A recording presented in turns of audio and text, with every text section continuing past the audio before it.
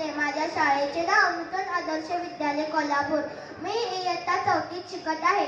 भा म्हणजे तेज आणि रथ म्हणजे रममान झालेला.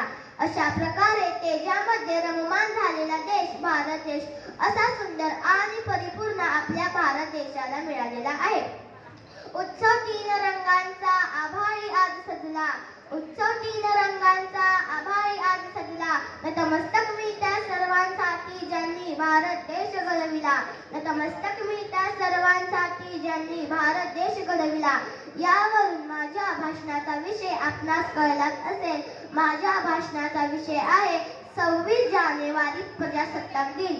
सूर्याप्रमाणे तेजस्वी दिसणाऱ्या, चांदण्याप्रमाणे शीतल छाया देणाऱ्या, अनेक क्रांतिकारकांच्या बलिदानाने पावन झालेल्या माझ्या तिरंगी झेंड्याला माझा सलाम. माझ्या लाडक्या गुरुजनांना माझा नमस्कार. आणि येथे जमलेल्या माझ्या मित्रमैत्रिणींनो, 15 ऑगस्ट 1947 रोजी आपला भारत देश ब्रिटिशांच्या जुलमी राजवटीतून स्वतंत्र झाला.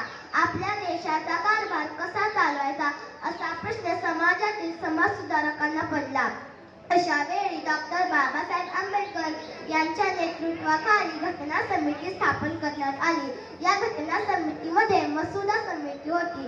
या घटना समितीमध्ये मसुदा समितीचे प्रमुख म्हणून डॉक्टर बाबासाहेब यांची नेमणूक करण्यात आली. या समितीने 2 वर्ष 11 महिने 11 दिवस अथक परिश्रम करून आपल्या भारत देशाला मजबूत संविधान दिले.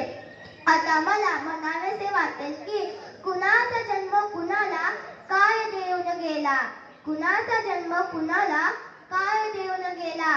बाबासाहेबांचा जन्म आम्हाला न्याय देऊन गेला.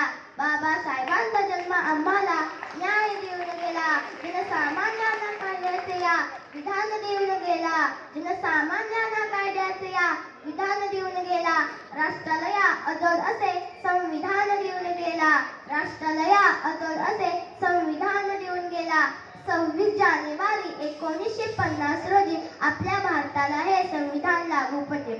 आपला भारत देश हा सार्वभौम लोकशाही प्रजासत्ताक देश बनला. आपल्या भारताची राज्यघटना ही जगातील सर्वात मोठी लिखित राज्यघटना आहे. संविधानाने आपल्याला हक्क व अधिकार दिले.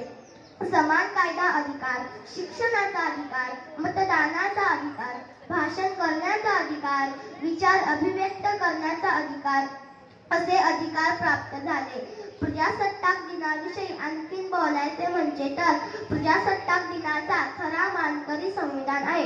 गोरगरिबांपासून श्रीमंतापर्यंत प्रत्येकाला समान अधिकार हे संविधानामुळे मिळाला. संविधानाने अंमलबजावणी 26 जानेवारी 1950 रोजी झाली. याचीच आठवण म्हणून आपण प्रजासत्ताक दिन साजरा करतो.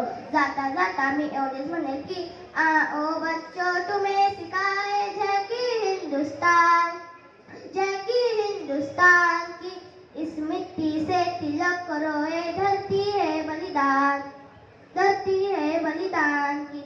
वंदे मातरम, वंदे मातरम, वंदे मातरम, वंदे मातरम.